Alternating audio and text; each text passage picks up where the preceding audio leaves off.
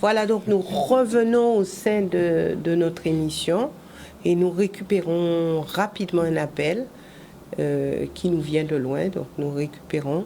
Et puis, Evita, ça sera à vous de vous exprimer. Bonsoir, nous vous écoutons. Oui, c'est moi? Oui, bonsoir. Oui, bonsoir. Firmine Richard à l'appareil. Bonsoir, Firmine. Oui, bonsoir. Je suis du Gosier, donc j'avoue que je voulais juste, une fois n'est pas coutume, je savais que vous alliez rendre un hommage à Cédric Cornet. Juste dire combien je suis triste. J'ai su ça hier et j'avoue que toute la journée, je suis très attristée parce qu'en fait, j'étais jeune, j'ai entendu ce que disait M. Antoine. Moi, je ne le connaissais pas plus que ça avant, Cédric. Je l'ai vu, je l'ai rencontré effectivement à la mairie de Paris, à la mairie du Gosier, pardon. J'ai eu l'occasion de discuter avec lui. Et moi, je lui faisais confiance. J'ai mis son dynamisme. Et j'étais contente de voir effectivement une équipe jeune à la mairie du Gosier. Et donc, voilà, je suis un peu triste qu'il soit parti comme ça, sans avoir fini un mandat. Là, on aurait pu dire vraiment, voilà, ce gars, il est ambitieux, et voilà le travail qu'il fait pour le Gosier.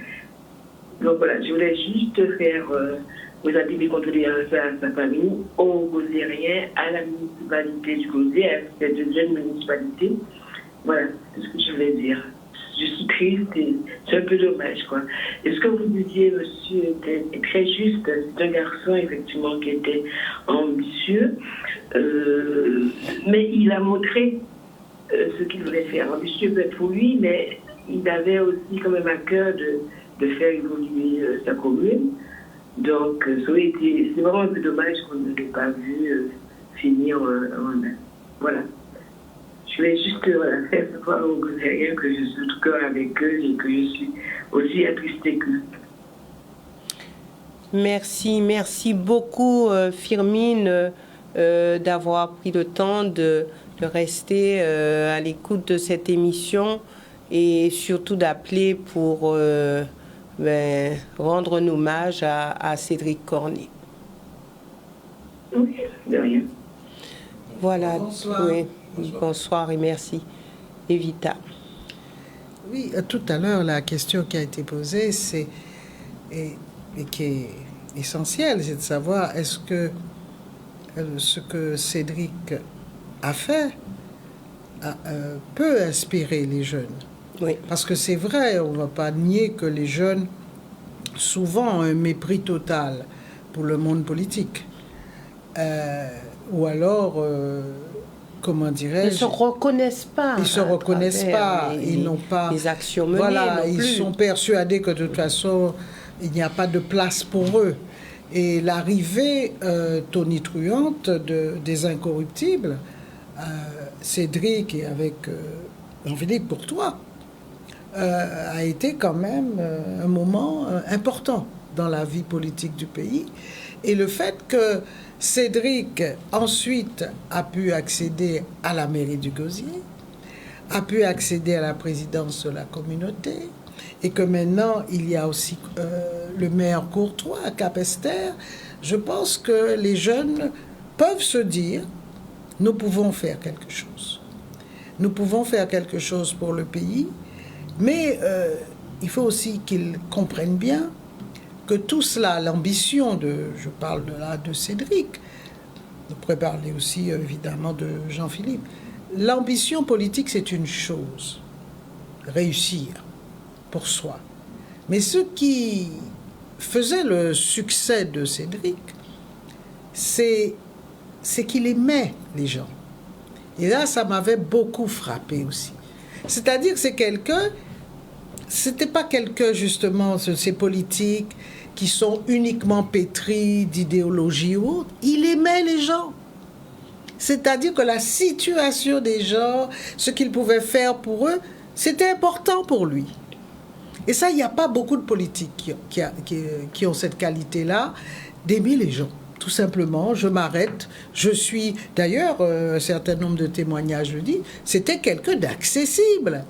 Cédric Cornet, c'était pas un maire enfermé dans sa tour d'ivoire et qu'on voyait à peine. Non, il pouvait, voilà, il s'arrêtait, il parlait avec les gens. Ah bon, vous êtes, voilà, telle situation. Bon, il faut qu'on trouve une solution. Et ça, il l'a eu très très tôt quand je l'ai connu au conseil régional. Il avait déjà cet amour-là des gens. Et ça, je trouve que c'est la qualité essentielle que doit avoir un politique, c'est-à-dire se dire, tiens, en commission permanente, tiens, voilà, personne de Gosier, à cette dame-là, elle a besoin de quelque chose. Tout de suite, il lui envoyait un mot pour lui dire, ça y est, je défends votre position, etc. Et c'est ça qui... Parce que l'ambition, c'est très bien. D'ailleurs, personne ne réussit en politique s'il n'a pas le moteur de l'ambition. Mais pourquoi faire? Et c'est ça. Si on a de l'ambition uniquement pour réussir soi-même, mais que les gens ne les aiment pas, personnellement, ça ne m'intéresse pas. Et ce n'est pas intéressant. Et c'est ça qu'il faut que nos jeunes comprennent. Vous pouvez faire. Cédric Cornet vous a démontré que vous pouvez effectivement aussi arriver à prendre le pouvoir, mais il vous faut cette qualité. Si vous ne l'avez pas, n'y allez pas.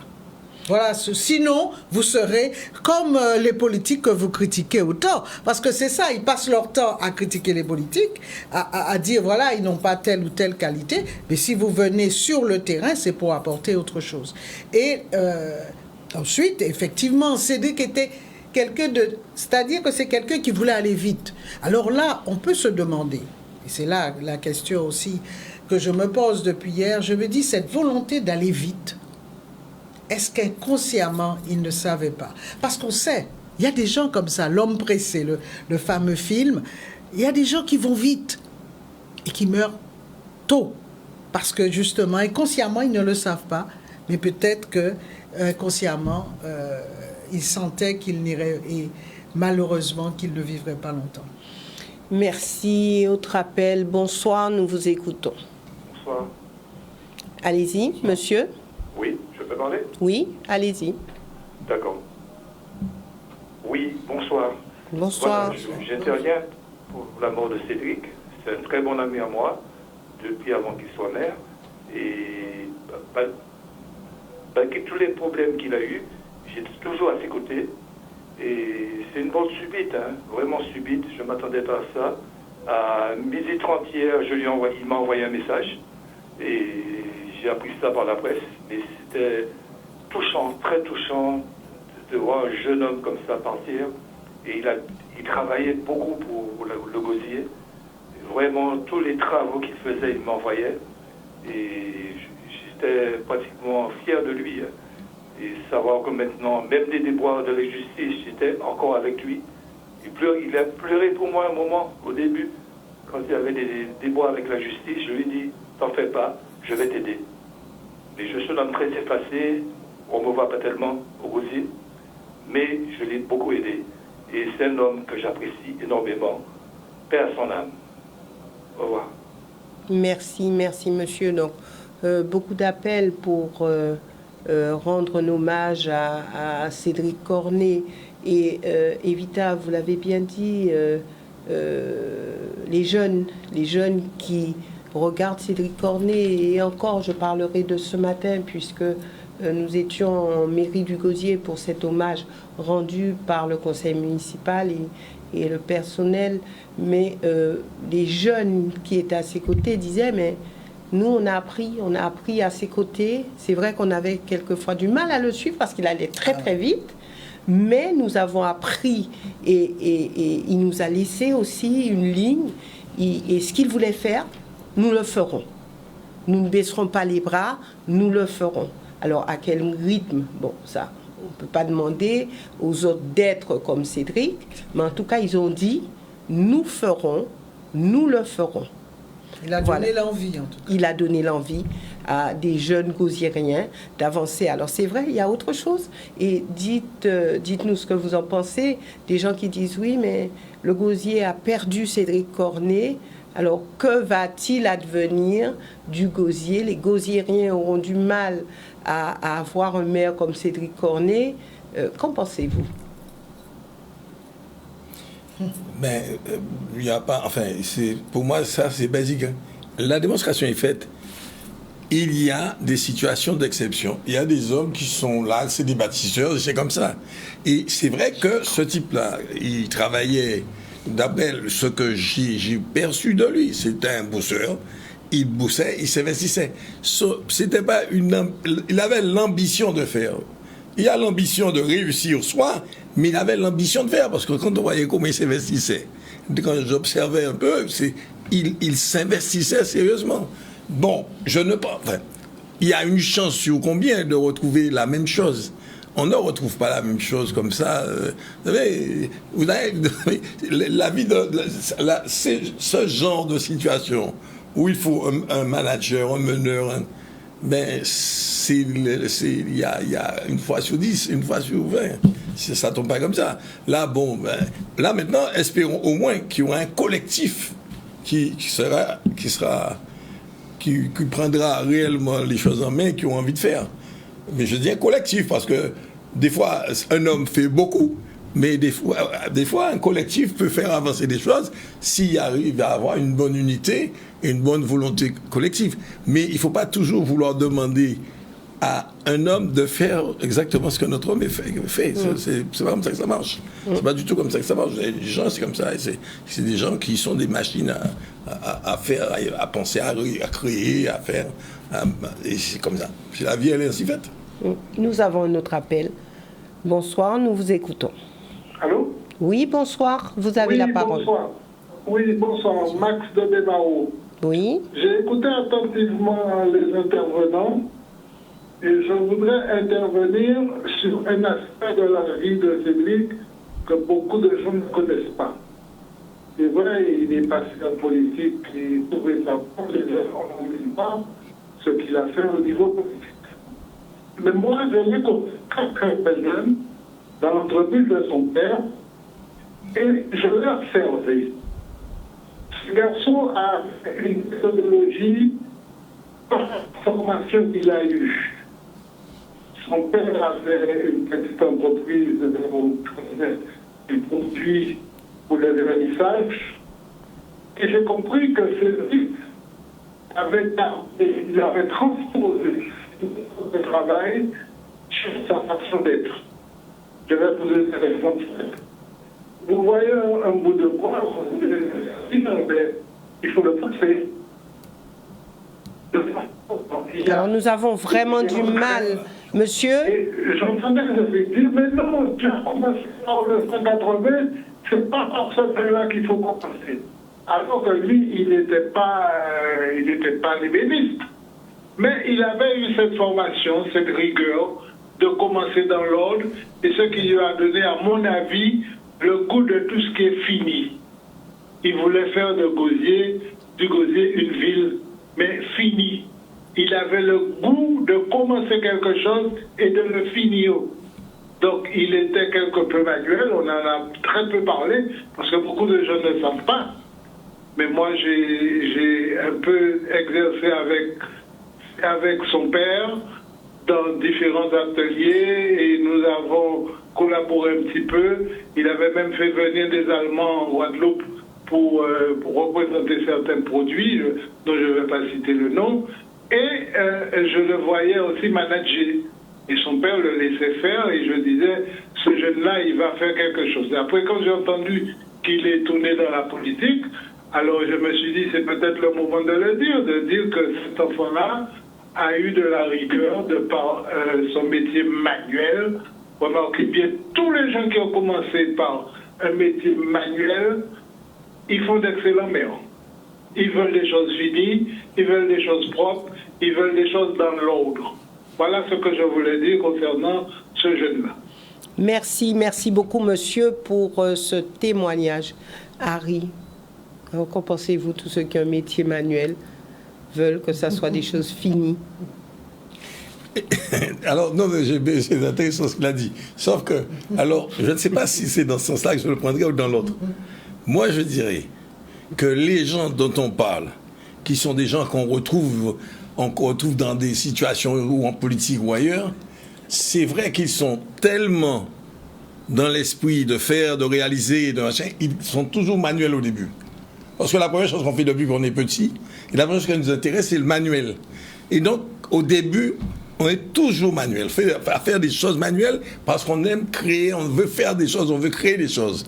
Donc après, bon, ça prend d'autres tournures en fonction de l'évolution des choses. Et lui, je pense dans son cas, c'est vrai que la politique et tout, il a vu l'intérêt en politique. Mais c'est vrai que, sous ce plan-là, l'observation qu'il a faite est intéressante. Parce que c'est vrai qu'on retrouve toujours cet aspect. Il y a toujours une phase où on est manuel. On fait du manuel. Au début, on est manuel. Bon, et après, ça passe à autre chose. Nous récupérons un autre appel. Bonsoir, vous avez la parole. Bonsoir. Bonsoir, madame. Bonsoir tout le monde sur le plateau. Bonsoir.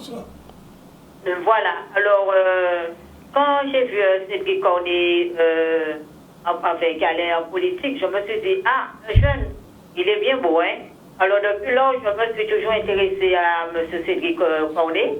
On s'est rencontrés une ou deux fois.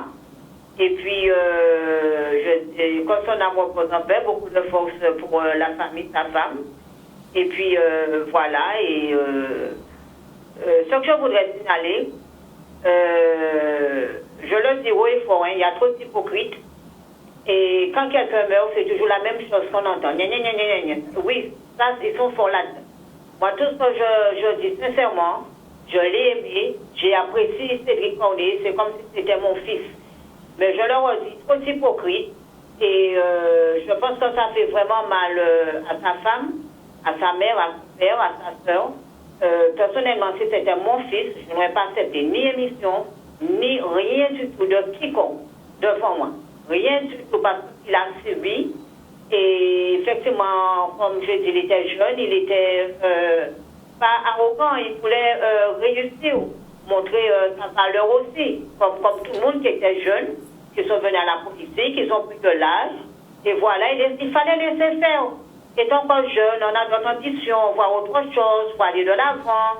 Voilà quoi. Et les anciens aimaient trop dire, ceux qui sont déjà décédés, ceux qui sont à la retraite, ceux qui sont là, oui, ils disent des choses comme s'il est fou, ce n'est pas vrai. Parce que, comme je le répète, on est jeune, on vient en politique, il y a ceux qui méritent aussi de sortir un peu parce qu'avec l'âge, hein, d'aller jouer avec leurs petits-enfants, de voyager, de faire autre chose dans cette vie-là. Mais c'était trop concentré sur M. Cédric Cornet. Voilà, mais il y a trop d'hypocrisie et que ça s'arrête un peu. Sincèrement, je vous le dis, et si c'était mon fils, pas d'émission, et je veux voir personne devant moi, même à l'église. Voilà, c'est ce que je dis. Au revoir et merci, je finis d'écouter l'émission. Au revoir à vous et merci. Merci, madame. Mais heureusement qu'il y a au moins une émission, celle-ci.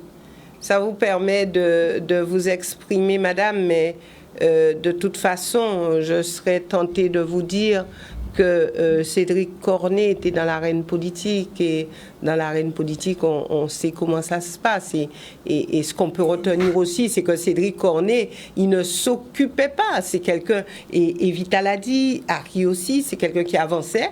C'est quelqu'un qui était critiqué par moments, mais c'est quelqu'un qui avançait et qui pouvait discuter avec les gens qu'il avait vilipendés ou qui pouvaient avancer avec ces personnes, continuer aussi. Donc voilà, madame, on ne peut pas être aussi radical en disant pas d'émission, rien du tout, personne à l'église, personne, parce que je serais tentée de vous dire que c'était pas non plus la personnalité de Cédric Cornet, c'était pas du tout son orientation. Au contraire, c'est quelqu'un qui voulait déjà parler, que les Guadeloupéens le voient. Il n'était pas du tout dans cette position. Nous avons un autre appel et puis Harry, je vous passe la parole.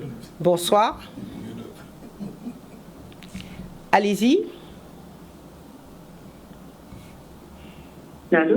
Oui, bonsoir, madame. Oui, bonsoir. Allez-y. En fait, c'est juste, comme tout le monde, je suis un peu choquée. Je suis encore choquée. Ce que je tiens à dire, c'est que c'est dommage hein, que cet homme avec autant d'ambition, avec une vision, je pense, assez lointaine quand je dis assez lointaine, c'est-à-dire qu'il avait une vision assez large, ou encore il était peut-être, il anticipait déjà. C'est dommage qu'il soit parti aussi brutalement. Je pense qu'il devrait servir d'exemple à d'autres, parce qu'il était franc. Et c'est malheureusement, c'est normal qu'il ne soit pas apprécié de tout le monde. Mais en tous les cas, je lui ai tiré mon chapeau et je dis c'est vraiment, vraiment, vraiment une perte pour la Guadeloupe. Parce que il avait une certaine hauteur politique, si je puis dire. Il avait compris beaucoup de choses avant d'autres et justement, plus que ceux qui sont là depuis des décennies qui ne font rien pour la Guadeloupe, le si peu de temps qu'il a fait, je pense qu'il, je le dis ouvertement, il en a fait beaucoup plus que ceux qui nous regardent, qui écoutent. Donc c'est dommage et tout ce que je peux dire à sa famille, c'est beaucoup de courage et surtout de chercher à savoir, parce qu'on est tout petit a dit apparemment que ce serait, comment dirais-je, une asphyxie alimentaire, si je puis dire, de bien être sûr que ça soit cela. Et voilà. Mais en tous les cas, condoléances, courage et puis dommage pour la Guadeloupe. Vraiment dommage. Merci. Merci, madame. Harry, et nous aurons le temps de récupérer un dernier appel. Harry, vous vouliez rajouter quelque chose après l'intervention de après la présidente de la oui. Non, mais c'est vrai que des interventions comme ça surprennent ou posent problème. Mais vous savez, j'écoutais la dame. Vous savez, je vous dirais sincèrement que je commence à avoir un certain âge. J'ai déjà répété plusieurs fois chez moi qu'à ma mort, je voudrais être incinéré dans les 24 heures. Et qu'on n'annonce pas ma mort. Parce que je ne veux pas de veillée et je ne veux pas de climat, machin. Je ne veux pas de ça. J'ai dit, je veux être incinéré dans les 24 heures et qu'on annonce 15 jours après qu'on finalement est parti. Et je le pense très sincèrement et j'insiste beaucoup. Je sais que chez moi, il y a des commentaires où on n'aime pas trop, mais je le pense très sincèrement. Mais parce que justement, vous voyez, c'est ça, c'est de ça dont je parlais tout à l'heure. On est dans un monde où on est dans l'hostilité permanente. Et il y a un moment où c'est frustrant. Et c'est vrai que maintenant, je considère que, pour moi, ça ne m'intéresse pas. Ça ne m'intéresse pas à convoquer des trucs. Ça ne m'intéresserait pas. Bon, ça, je ne suis pas connaître, je n'ai pas fait de politique. Mais ceci étant dit, moi, ce qui est quand même, je le répète, dommage, c'est que, vous savez, des gens, moi ce que j'appréciais, c'est par exemple le courage. J'avais l'impression quand j'écoutais, c'est quelqu'un qui n'aura pas foi aux yeux pour dire les choses. Vous voyez, je vais faire une parenthèse parce que moi j'ai dit, on parle de façon globale ce que ça représente pour moi. Aujourd'hui, on parle beaucoup j'entends beaucoup parler de statut institutionnel, etc., tout ce qu'on veut. Bon, on est en grand débat. Ça devrait me passionner. Vous savez, j'étais très passionné il y a 20 ans, j'ai été très pour qu'on change, etc. Ça ne s'est pas fait. Mais vous savez ce qui me chiffonne, ce que je disais tout à l'heure quand je parle d'État. Le problème, c'est qui est l'interlocuteur. Quand vous allez parler de changement, c'est pas le changement en soi qui m'intéresse. Vous changez avec qui? La personne en face vous renvoie quoi? Si celui qui est en face de vous comprend la même chose que vous, ou a la même philosophie que vous, il peut y avoir une évolution. Et c'est pour ça qu'aujourd'hui, je suis je suis totalement inerte dans cette affaire-là. Parce qu'en 2003, je savais qui était l'interlocuteur et j'avais compris ce qu'il voulait. Et donc, ça allait dans le même sens qu'on était prêt à trouver la formule pour que les deux s'en sortent. Et le débat aujourd'hui, qu'on parle d'institution, d'autonomie, tout ce qu'on veut, en réalité, c'est pas une phrase. Le principe, c'est qu'il faut un interlocuteur et qu'on puisse avoir une vraie discussion, mais dans le même sens. L'autonomie ou qu'importe le statut qu'on prend, ce n'est pas pour avoir un statut, c'est pour faciliter la gestion du pays et son développement. Parce qu'on est à 9,8 millions de mètres, enfin, etc. Eh bien, c'est ça le débat. Eh bien, vous voyez, il faut des gens, et c'est là où des fois, il faut des gens qui ont le courage pour pouvoir s'asseoir en face et dire nous négocions, mais nous ne sommes pas en train de quémander, nous ne sommes pas en train de demander de nous prendre en charge, parce que personne, et c'est là où j'ai un problème, c'est pas ça la volonté de se prendre en charge. Il faut des politiciens qui savent bien poser le problème. C'est pas d'être pris en charge qu'on demande, c'est qu'on mette un cadre dans lequel nous pouvons nous prendre en charge et faire évoluer les choses dans un partenariat positif pour les deux. Et c'est ça le débat. Et bien c'est là où il y a très peu de gens. Mais vous voyez, je regardais Cornet, je me disais, ça gardait un peu de cran. Peut-être qu'il pourrait faire ça. D'accord. Parce qu'il a le cran. Dernier appel, et puis malheureusement, nous sommes quasiment arrivés au terme de cette émission, puisqu'il est 22h. Donc, nous aurons l'occasion d'y revenir. Mais nous avons vraiment voulu marquer de notre saut à Canal 10 ce qu'était Cédric Cornet, lui rendre un hommage. Cédric Cornet qui est venu bon nombre de fois sur ce plateau. Bonsoir, nous vous écoutons. Oui, bonsoir, c'est Lucie Gaudier. Oui. J'ai entendu la nouvelle information, ça m'a vraiment touché. Vraiment touché parce que je connaissais M. Cédric Cornet. Il y avait mon numéro de téléphone, j'avais son numéro de téléphone, quand je l'appelais pour mon renseignement, il me répondait parfaitement, convenablement, rien à dire de ce monsieur. Et comme la dame présidente, c'est vrai, il y a trop d'hypocrisie. Mais par contre, la belle pour l'église, tout ça, bon, je ne suis pas d'accord. Mais moi, si c'était moi, c'était l'idée simplement. Parce que ça jaillit trop. Il y a trop de choses. Il est décédé, mais ça continue toujours. Alors, comme on dit, personnellement, et je souhaite beaucoup de courage à sa famille. Et c'est très bien donc vous avez fait pour lui, parce que c'était quelqu'un qui aimait bien Canal 10. Il venait tout le temps parler sur votre émission. Alors, bon courage à toute la famille. Merci. Merci beaucoup, madame. Et c'est vrai, je n'ai pas eu à compter le nombre de fois que Cédric Cornet est venu sur ce plateau. Et puis, encore aujourd'hui, il y a des gens en mairie qui sont venus me voir et qui m'ont dit, quand on a entendu ce décès, on s'est souvenu d'une chose, c'est que Cédric Cornet, lors des émissions, il disait tout le temps « Madame Boissé, il faut... Madame Boissé, j'aimerais bien vous dire. Madame Boissé, j'aimerais bien vous dire. » Et les gens m'ont dit « On a retenu ça de Cédric. Comment à chaque fois, il vous appelait. Et puis voilà. Mais Cédric Cornet, comme je l'ai dit et je le redirai encore, il était comme il était. Alors j'entends des gens parler de Cédric Cornet en disant oui, les gauziériens, je suis moi-même gauziérienne, mais je dis que le gauzier va continuer certainement avec d'autres, je ne sais pas avec qui, mais le gauzier va continuer avec d'autres. En tout cas, Cédric Cornet a marqué l'histoire du gauzier. Cédric Cornet a été le maire du gauzier. Et cela, de toute façon, on ne pourra rien y changer. Un tour de plateau avec vous, je débuterai avec Harry ou avec vous, Evita, peu importe. Un petit tour de plateau. Que dire? D'accord, il n'y a aucun problème. Que dire? Je dirais donc, on termine là, qu'effectivement, Cédric Cornet est un homme au destin tragique, comme je viens de le dire en tout début d'émission.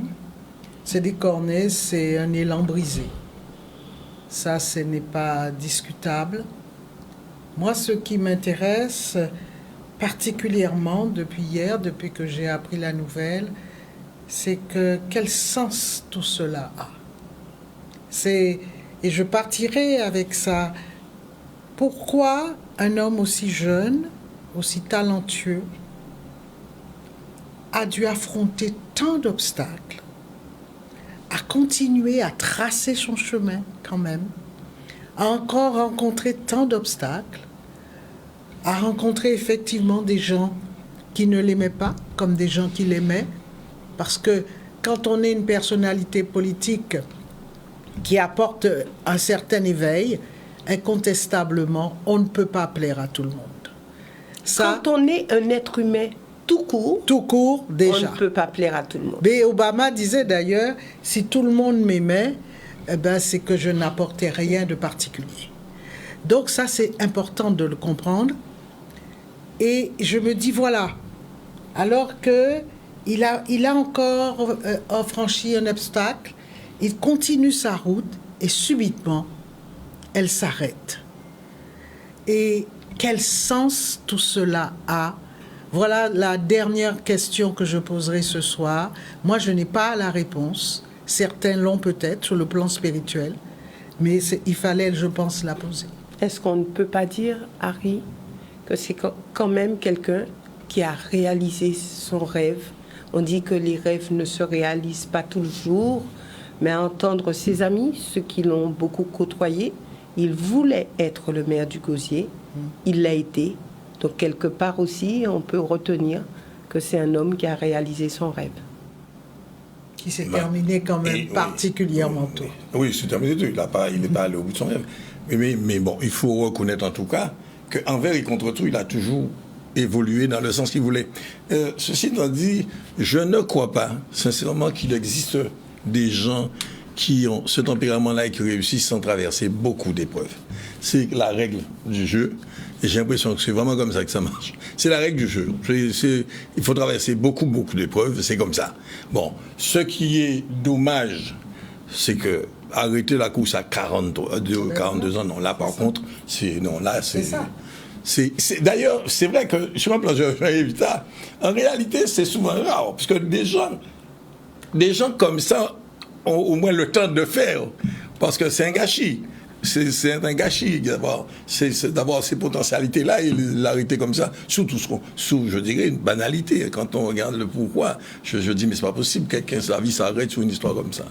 Banalité, asphyxie alimentaire, un truc, c'est vraiment dommage. C'est vraiment dommage. Mais c'est vrai que moi, ce que je dirais, je pense que en Guadeloupe, on aura raté une aventure. Moi, c'est ça qui me dérange. On aura raté une aventure parce que ce type-là, qu'on le veuille ou non, on l'aime pas, on dit tout ce qu'on voudra. C'était une aventure à vivre, à suivre et à attendre, voir où on est. Et on aura raté cette aventure-là. Et c'est dommage parce que on est dans un moment important. On parle de choses, on soulève beaucoup de débats, mais on est dans un moment important parce que ces choses-là ont besoin d'hommes pour les mettre en œuvre. Et moi, j'ai un problème. Je vous souhaite la bonne nuit. Donc, on pourrait dire aussi, Cédric Cornet, une histoire inachevée. Une histoire inachevée, tout à fait. Merci à vous. Merci, Evita. Merci, Harry, d'être venu sur ce plateau. Merci aussi à vous, téléspectateurs, de nous avoir appelés. Et en particulier ceux qui sont dans l'Hexagone et qui sont encore debout pour suivre cette émission. Merci à tous. Merci à tous ceux qui réagissent sur le Facebook de Canal 10.